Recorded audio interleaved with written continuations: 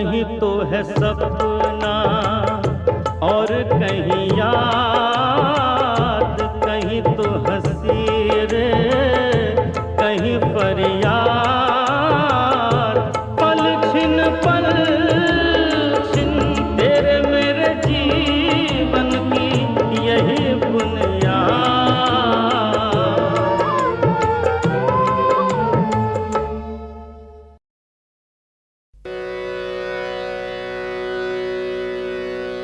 पैया पढ़ूंगी पलंघाना चढ़ूंगी, पैया पढ़ूंगी पलंघाना चढ़ूंगी, सैया के और धोरे ना ही रहूंगी।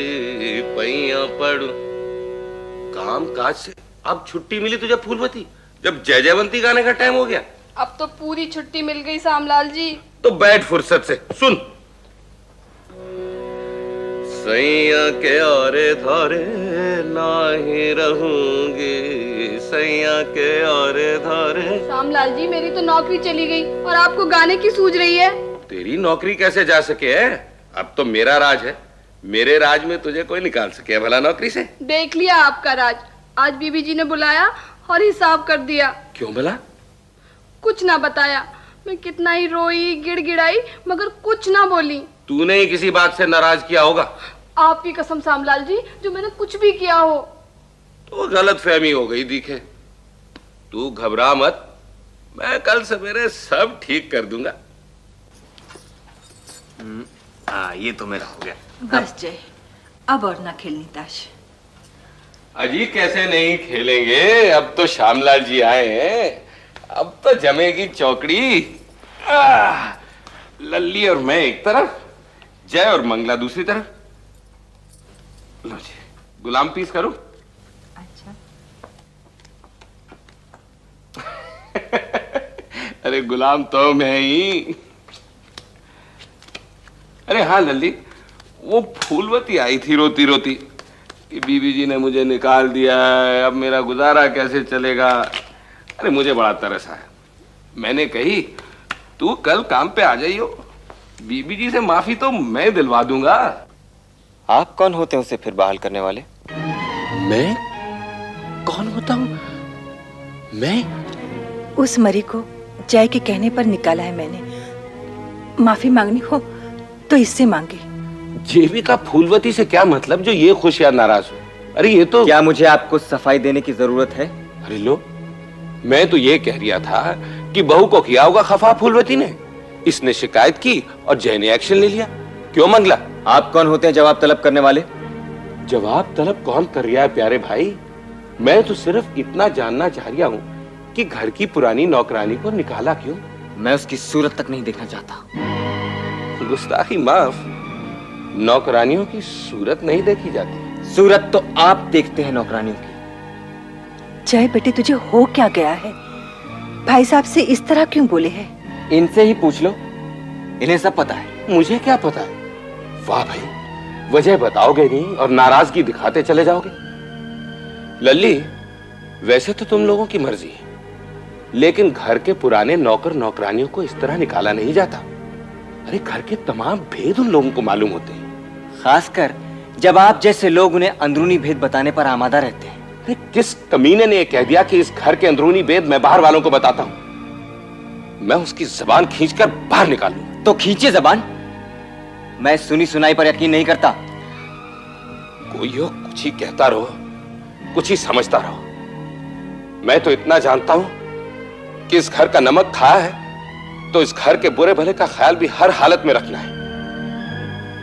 लल्ली, अगर जय और मंगला को फूलवती ना पसंद हो तो उसे यहां से हटा दो, मैं उसे अपने यहां रख लूंगा। सो तो आप रखे ही हुए हैं। लल्ली, कहीं किसी ने आज इसे भांग वांग तो नहीं खिला दी? नशा तो ये आपकी सोबत में करते हैं, आपको ज्यादा पता होगा। मेरे को तो जी इतना पता है कि अगर आप लोग इतनी ज्यादा इज्जत बख्शने लगे तो मेरा यहाँ रहना मुश्किल हो जाएगा। किसी ने हाथ जोड़ के कहा है कि आप यहाँ रहें? मैं लल्ली के कहने पर यहाँ आया हूँ, सुनी, और जाऊंगा भी तो इसी के कहने पर। जय, इस तरह जलील मत कर भाई साहब को। और भाई साहब, आप भी इस वक्त इससे मत बोलो, ये गुस्से में है। नहीं बोलूंगा, मैं तो हुक्म का गुलाम हूं जी।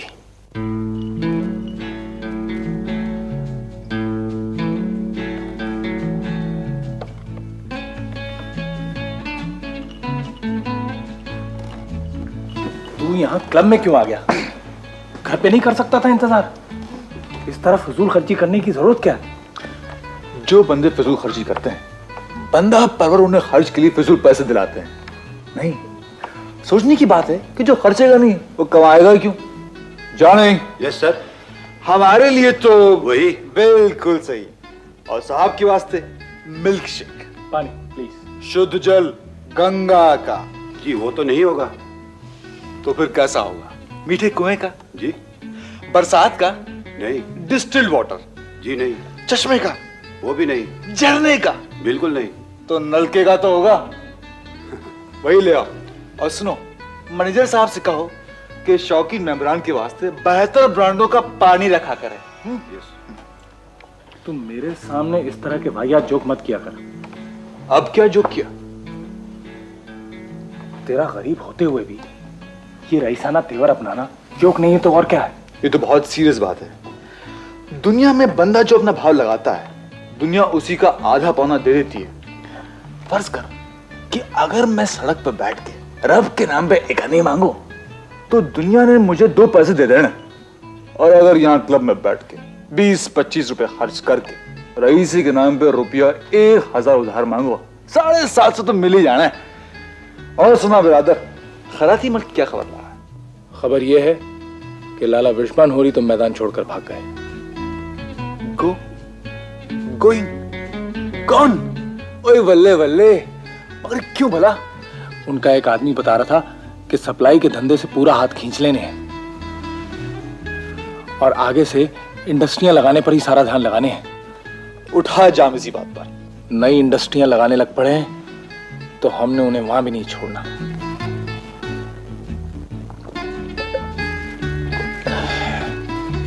खत्म करके रख देना लाला विश्वान को। पानी एक सांस में मत पी जाएगा। तेरे को तो पानी से भी नशा चढ़ जाता है। कहता है कि लाला विश्वान को खत्म कर दूंगा। अरे वो है अरबपति और हम 1000 में 1 रुपया कमीशन खाने वाले दलाल। ये बदले का नशा है। मैं इसमें कुछ भी सोच सकता हूं, कुछ भी कर सकता हूं। तू इस तरह कर बिरादर कि हेलो रिपुदमन। दोस्तों के लिए रोशन। दोस्ताना हाथ बढ़ाने के लिए शुक्रिया।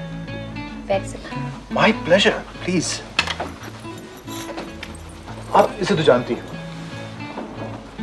Oh yes, the lucky Prince, lucky and charming. वैसे आपसे मुझे बहुत शिकायत है कि आप फिर कभी कार्ड रूम में नहीं आए मुझे जितवाने। आज चलोगे ना प्रिंस? मैं प्रिंस नहीं हूं देवी जी। ये भी तो देवी जी नहीं है। पर सब तो आपको प्रिंस पुकारते हैं। मेरे को रोशन पुकारते हैं, मैं प्रिंस हूं। इसे प्रिंस पुकारते हैं, ये प्रिंस नहीं है। आप ये भी देखो कि इसे प्रिंस कहते ही इस करके है कि मेरे साथ रहता है, नहीं तो ये बेचारा तो एक रेफ्यूजी लड़का है। जब मैं पुराना किला कैंप कंबल बांटने के लिए गया था, वही मुझे मिला। बहुत ही नेक और ईमानदार लड़का है। अगर आपने ड्रिंक ले ली हो तो जाकर देख कर आ कि मेरी रोल्स रॉयस रिपेयर हुई कि नहीं। Rolls Royce. और हाँ, ये माता जी को दे देना। कहना कि लाला विश्वान एंड सन्स को मैदान से भगाने में जो बढ़िया काम मैंने किया है, उससे खुश होकर रोशन साहब ने मेरे को दिया। और चाहिए बाद में ले लेना।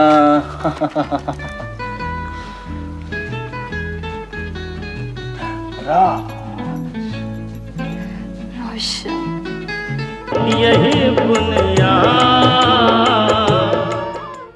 हाँ जी, कौन? शिवलाल जी?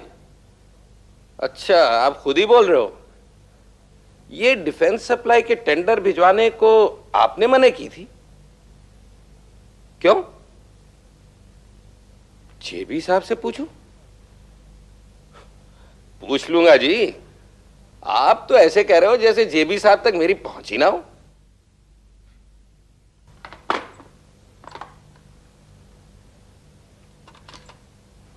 जरा जेबी साहब से कहना कि श्यामलाल 2 मिनट के लिए आना चाहता।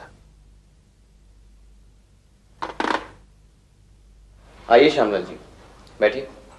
मैंने सुना आप कुछ अर्जेंटली डिस्कस करना चाहते हैं। क्या वो डिस्टिलरी की प्रोजेक्ट रिपोर्ट? अजी पहले तो मैं ये डिस्कस करना चाहूंगा कि इस कारोबार में श्यामलाल की क्या हैसियत है। एक मैनेजर की? अगर मैं मैनेजर हूं तो मेरे ऑर्डर के बावजूद सप्लाई के टेंडर इस बार क्यों नहीं भरे गए? जैसा मैं मैनेजर हूं वैसे मैनेजर शिवलाल भी हैं। तो उन्हें यह अथॉरिटी किसने दे दी कि वो मेरे महकमे के कामों में टांग अड़ाएं? मैंने। पूछ सकता हूं कि क्यों? क्योंकि वो आपके सीनियर हैं। वाह, जिन लाला जी के शिवलाल खास आदमी हैं, उन्होंने तो कभी ना कही कि श्यामलाल तुम शिवलाल से जूनियर हो। जेबी, वो बुड्ढा तुम पर क्या जादू कर रहा? तुम होश में तो हो? बेकार की नई स्कीमों में अपने को उलझा रहे हो और सप्लाई का जो जमा जमाया धंधा है उससे हाथ खींच रहे हो। हम सिर्फ उन जगहों से हाथ खींच रहे हैं जिनमें बहुत ज्यादा करप्शन है। घटिया माहौल में हम बिजनेस नहीं करेंगे। तो क्या वो सारे सौदे उनको सौंप दोगे जिनकी तुम्हारा दुश्मन प्रिंस दलाली करता घूम रहा है? जेबी, प्यारे भाई, उस शिवलाल की चाल में मत आओ। वो तो शुरू से इस कंपनी को हथियाने के चक्कर में है।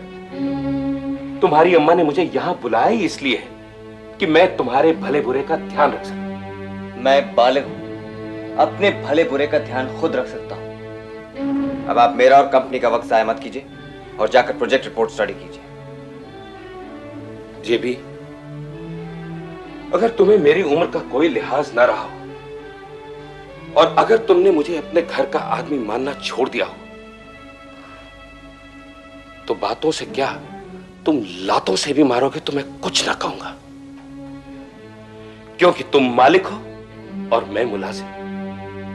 लेकिन प्यारे भाई, लात मारते हुए ये तो बताओ कि किस मारे मार रहे हो? मेरे पास आपकी नाटक नौटंकी के लिए वक्त नहीं है। क्यों भाई, मेरी भी हालत फूलवती वाली बनाओगे कि बगैर कोई वजह बताए अगली का हिसाब कर दिया? अभी तो आपका हिसाब नहीं किया। विनाश काले विपरीत बुद्धि। क्या?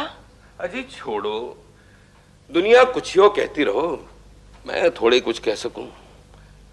वैसे जय जो कुछ कर रहा है उससे उन व्यापारियों का फायदा हो रहा है जिनका दलाल वो प्रिंस है।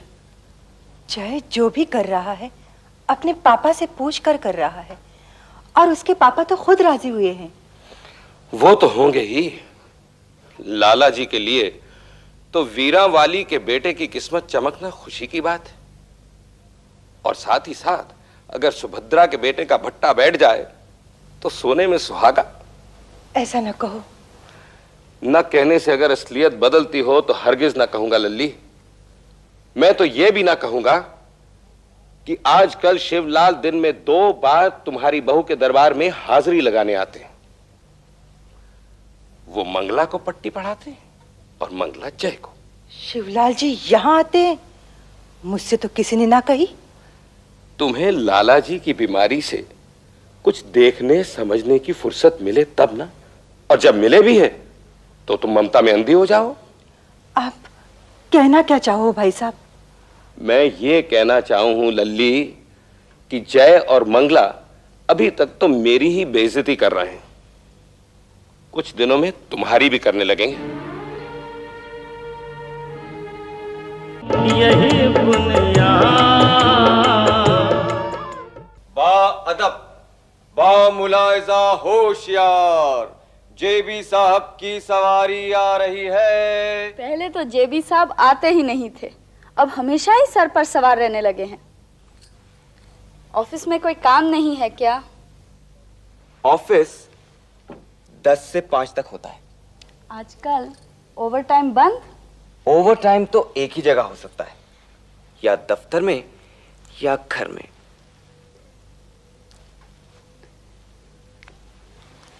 जय, तुमने शिवलाल जी से स्पिनिंग मिल के बारे में बात की?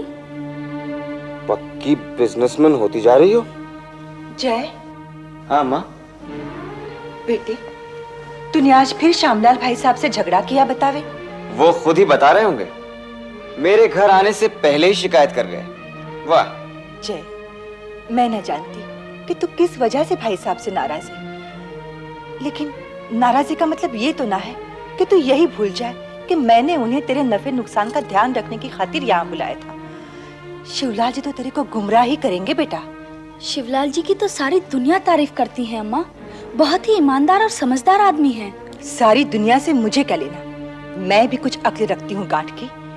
और बहू, मैंने सुनी कि शिवलाल जी तुझे उल्टी सीधी समझाने दिन में 2 बार यहाँ आने लगे हैं। ये झूठ है अम्मा, फोन पर जरूर उनसे एक आध बार बात हुई है बिजनेस के बारे में। यहाँ आते भी हैं तो क्या है? और जरा ये बता अम्मा कि तुझे ये उल्टी सीधी कौन समझा के जाता है? उल्टी सीधी समझाने वाले तो वो लोग हैं जो तेरे हाथों से उस नास पिटे प्रिंस का भला करवा रहे हैं। और बहू सुन, हमारे लिए तो यही बहुत खुशी की बात है कि तूने जय को संभाल लिया। इसका बिजनेस संभालने की कोशिश मत ही कर, उसके लिए श्यामलाल भाई साहब पहले से बैठे हैं। मैं खुद यहाँ बैठा हुआ हूँ अम्मा, और आइंदा मेरे बिजनेस के बारे में श्यामलाल जी से बात करने की कोई जरूरत नहीं। मैं उनको भी समझा के आता हूँ। जय,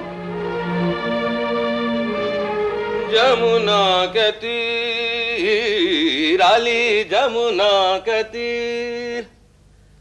अरे फूलवती, तेरे को तो सब्जी काटने का भी सही ढंग ना आवे। सभी चीजों के सही ढंग आपसे ही सीखेगी फूलवती।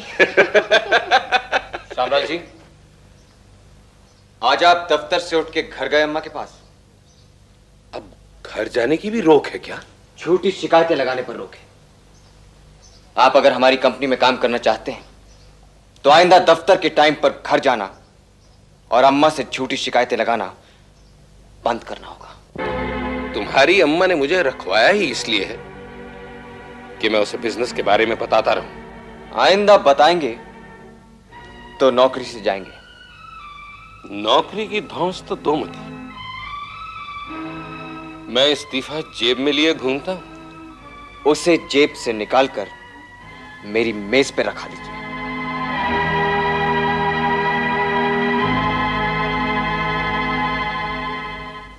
लल्ली, भाई साहब आप जरा बैठो, मैं इन्हों को फल खिलाई आऊं। तुम इत्मीनान से खिलाओ फल, बस ये रख लो। ये क्या है? मेरा इस्तीफा है। कैसी बातें करो हूँ भाई साहब, घर के लोग कभी इस्तीफा दे हैं?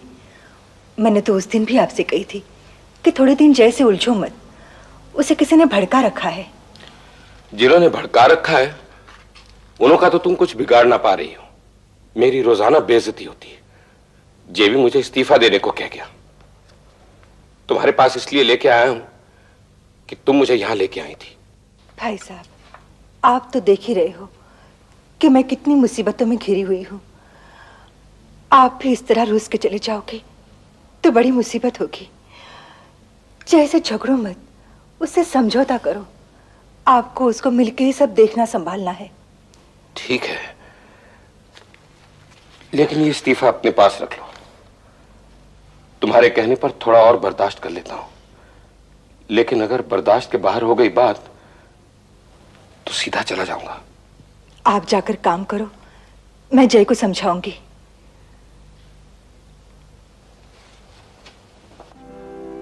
मैंने लाखों के बोल सहे सांवरिया, तेरे लिए मैंने लाखों के बोल सहे। आप तो गाना गाते जाओ हो श्यामलाल जी, ये ना बताओ हो कि किसकी वजह से इतनी बेइज्जती सहते जा रहे हो। इस्तीफा देने निकले बड़े रौब से, फिर दुम हिलाते हुए काम करने लगे। वो ही तो तुझे नहीं बता सकता फूलवती। जो मुझसे भी छुपाओगे तो मैं बीबी जी के पास जाके आपका सारा भांडा फोड़ दूंगी। अरे बीबी जी की वजह से तो सब कुछ सह रहा हूं। गोद की बच्ची थी तब की मेरी देखी हुई है। इसकी मां मुझे बहुत पसंद करे थी, बस इसकी बुआ जी जो लाला बिश्भान की ताई लगी थी मेरे सख्त खिलाफ थी। उन्होंने लल्ली का रिश्ता लाला बिश्भान से तय कराया था। और जब लाला जी ने शुरू में शादी के लिए मना कर दी तो लोगों ने कहना शुरू कर दिया लल्ली में जरूर कोई नुक्स होगा। तब इसकी शादी करना मुश्किल हो गया। तो इसकी अम्मा और नाना जी ने कहा, अरे लड़का तो घर में ही बैठा हुआ है। मतलब आप? मगर भागे श्यामला के भाग में कहां था। लाला बिश्वान लल्ली से शादी करने के लिए फिर राजी हो गए। आपके साथ तो बुरी बीती।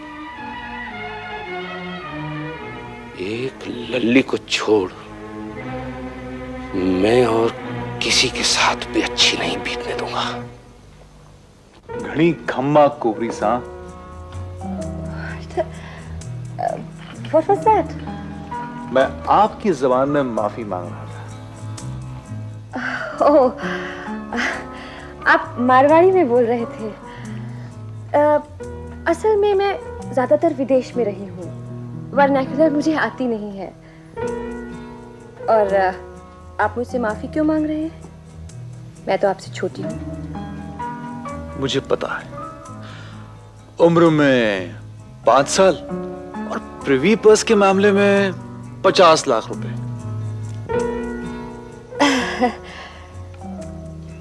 मेरे बारे में आप इतना कुछ जान गए। मैं तो आपके बारे में कुछ नहीं जानती। मेरे बारे में इतना ही जानना काफी होगा कि मैं कोई भी चीज आधे अधूरे ढंग से नहीं करता। ये धमकी है कि वादा? आगे पर्दे पर देखेंगे। अब अगर बेपर्दा बातचीत चलने वाली हो तो हम भी बैठ जाए लाला रोशनलाल। श्यामलाल जी, आप यहाँ दुश्मनों के बगल में बैठेंगे? हमारा जब दोस्त दुश्मन हो जाए तो दुश्मनों को ही दोस्त बनाना पड़ता है।